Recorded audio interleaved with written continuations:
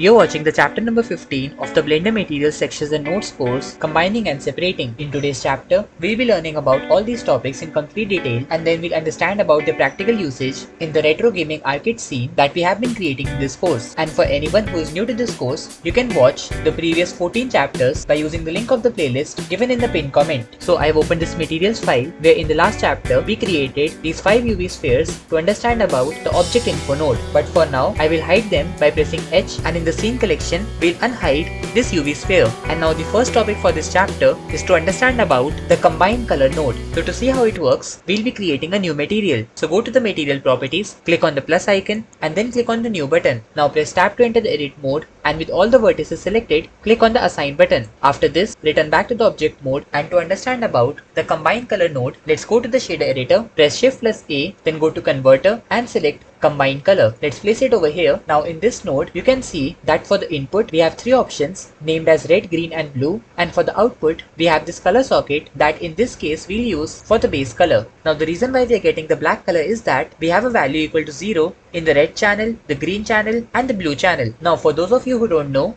all of the colors can be created with different values of these 3 colors. For example, with the green and the blue value set to 0, if I slowly begin to increase the value of red channel, then you will begin to notice a slight red color being applied to the material. If I take this value to the maximum value of 1, then in this case, we'll be having the perfect red color applied to this UV sphere. Similarly, if I try to increase the value of the green channel, then you will notice that we are getting a mix of the red and the green color. And in the similar way, if I try to increase the value of the blue channel, then in this case, we get a result which somewhat looks like white color. And that is because when all the 3 values are equal to 1, then in that case we get the perfect white color. But whatever we did right now is not the actual function of the combine color node, because to actually understand about the working of combine color node, we also need to understand about the separate color node, because it is just the opposite of the combine color. So to understand how both of them will work, simply press shift plus A, then go to converter and select separate color. Let's place it over here, and this node is just the opposite of the combine color node, because in this case we are getting the color as the input, and for the output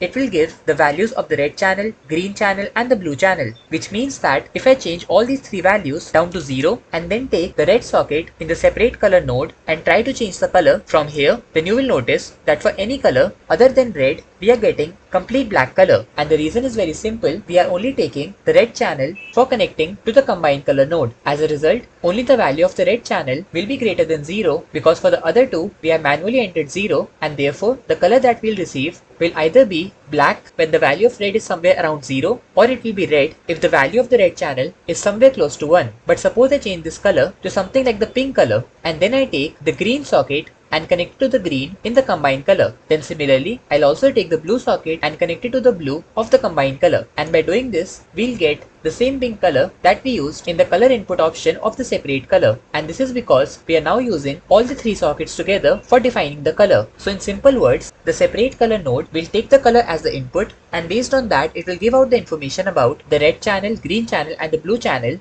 of that particular color. Then the combined color node will accept the values of different channels as the input and will give the result in the form of a color that can be used for the remaining nodes. Now these 2 nodes are something that you won't normally use in most of the cases, but you can only use them when you want that only the value of some specific channels of a particular color should be used to create a new color. Just like in this case, I used the pink color that was formed because of a combination of the red, green and blue colors, and we can even check their values by clicking here, and here you can see that currently for the pink color, the value of red is equal to 0.8, then the value of green is equal to 0 and the value of blue is equal to 0.75. As a result, when I remove the node connection between the red channels, the value of the red channel in this node became 0. Then for the green channel, the value was already 0 for the pink color, but we connected the blue channel in the separate color and the combined color node, and here you can see that the value of blue channel is close to 0.75, and as a result, we are only getting the value of blue channel for the resultant color. If you want to understand it in even more detail, then I would advise you to practice using both of these nodes with different combinations of colors and different connections between the red, green and the blue channels. And now the next thing that what we'll do in this chapter is to understand about the separate XYZ node. So to see how it works, I'll first select the separate color and the combined color nodes and press X to delete. Now press Shift plus A, then go to converter and select separate XYZ. Let's place it over here, and if you remember, the separate color node used to take a color as an input and then it separated it into 3 different channels that were red, green and blue channels. And just like that, the separate XYZ node will take a vector as the input and then it will separate that particular vector according to its X, Y and the Z components. Now to understand about it practically, we first need to have an input that we can use as a vector, and for this purpose we'll be adding the texture coordinate node. So press Shift plus A, then go to input and select texture coordinate. Let's place it over here, and before using it in the separate XYZ node, I'll first connect it directly to the material output to see what it does. So I'll take the object socket in the texture coordinate node and we'll connect it to the surface in the material output, and by doing this we'll get a texture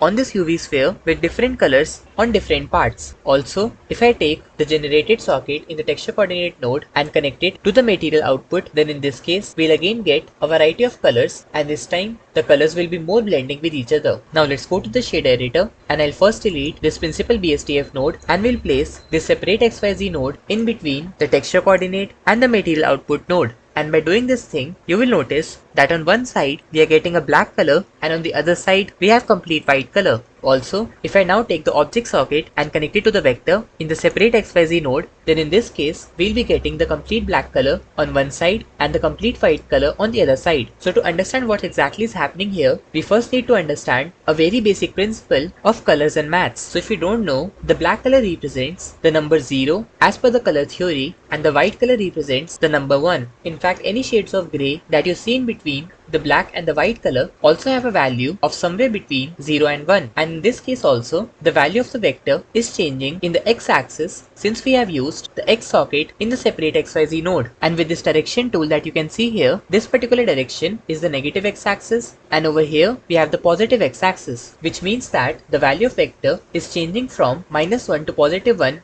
from the negative x-axis to the positive x-axis. And for any value of the vector which is less than 0, the color will be black, and as a result, for all the values between -1 and 0, we are getting complete black color. But as the value begins to increase beyond 0, you will notice a slight grey color which slowly turns into the white color. Then over here, the color is completely white because the value of the vector is equal to 1. In a similar way, if I now change the socket in the separate XYZ node from X to the Y socket, then in this case, you will notice a similar thing happening in the Y axis. This time also, the value of the vector on this negative direction of the y-axis is equal to -1, then it will increase, and in the middle, the value will be 0, and after that, the value will begin to increase from 0 to 1 in the positive y-axis. And just like this, if I take the z-axis in a separate XYZ node and connect it to the surface socket in the material output, then again we see that in the negative z-axis, we have a value equal to -1 over here, due to which it is black in color. Then in the middle, the value will be equal to 0, and as a result, for all the values between 0 and -1, we are seeing the complete black color. And once the value begins to increase beyond 0, you will notice some slight grey color,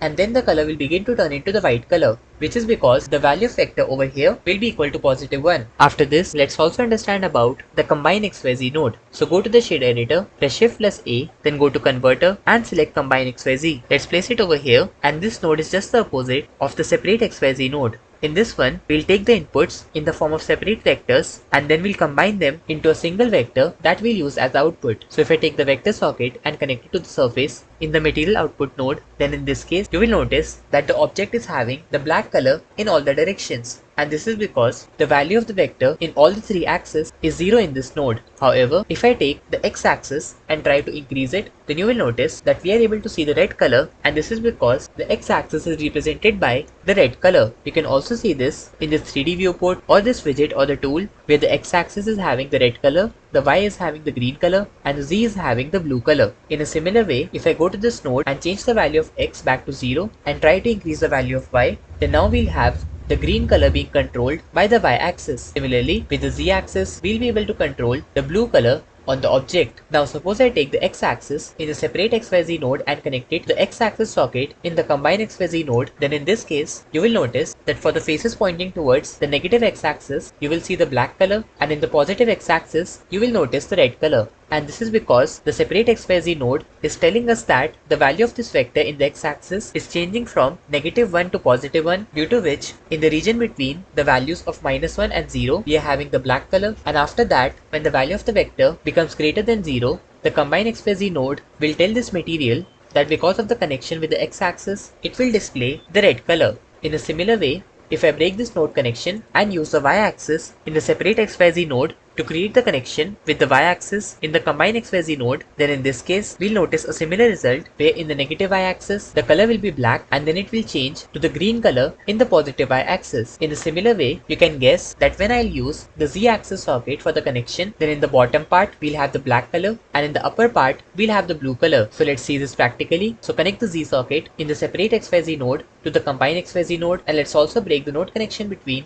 the y-axis sockets. And just like we guessed, the lower part is having the black color and then the color will change to the blue color. Also, if you want, you can try to change the values in the x and the y-axis of the combine xyz node in order to create different types of combinations with different results. And yes, it might be possible that you would not be able to understand this concept in one go just by watching this video. And if that happens, then I would suggest you to rewatch the video from that specific part where you are having any doubts or confusion. And yes, before moving forward, if you want to download this particular Blender file with all the materials that we save throughout this course, then you can join the Patreon, whose link is added in the description of this video. And now is the time to use the concepts that we learned today in the retro gaming arcade scene that we started creating in the chapter number 1 of this course. So I've opened this file with the retro gaming arcade scene, and what we'll do today is to change the material of this text, and there we'll use the separate xyz and the combine xyz nodes. So to begin with it, I'll first change the mode to the material preview mode. Now go to the front or the side view by pressing 1 or 3 on the numpad, and after that we'll create a new material for this text by going to the material properties and clicking on the plus icon. Then click on the new button, and to assign this material that we just created, press tab to enter the edit mode, press Ctrl+A to select all the text and select the material and click on the assign button. After this, return back to the object mode, and let's now work on creating the material for the text. So by default, we have the principal BSDF node added, but let's also add the separate xyz node in the shader editor. So press Shift+A, then go to converter and select separate xyz. Let's place it over here. Then for the input, we need to add the texture coordinate node. So press Shift+A, then go to input and select texture coordinate. We'll place it over here and take the object socket to connect it to the vector in the separate xyz node.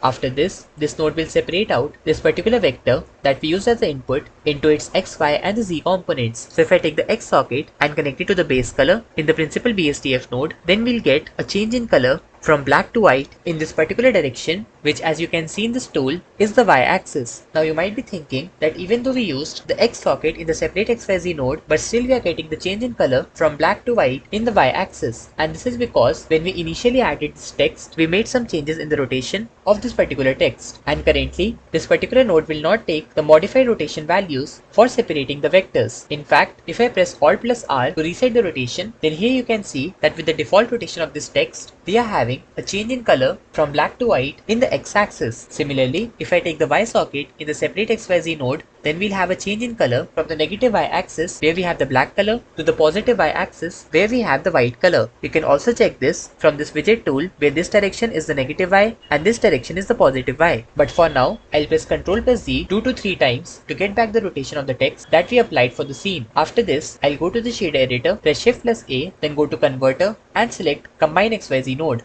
Let's place it over here, and by doing this, we'll get the red color on this positive side because we have used the x-axis socket. In this node, if I try to change the value of y, then you will begin to get some green color on the text, and if I try to change the value of the z-axis, then you will begin to get some blue color on the text. Now to adjust these colors, we can also use the color ramp node. So to add it here, press Shift+A, then go to converter and select the color ramp node. Let's place it in between the combine xyz node and the principal BSDF. Now if I take this pointer, which is black in color, and try to move it around, then you will notice that we are able to change the area on which we are having the black and the white color. In fact, if I now try to change the value of the y parameter in the combine xyz node, then the same thing can also be controlled with the help of this parameter. And in fact, you can even use it to create an animation where initially the color will be something which we set for this first pointer, and then there will be a change in color because of increasing the value of the y parameter in the combine xyz node. For example, for the first pointer, I'll change the color, so increase the brightness from here, and let's change this to the green color. Then for the second pointer, I'll change this color to the red color, and after this, if I now try to change the value of the y-axis parameter parameter in the combine XYZ node, then here we have a change in color from green to blue.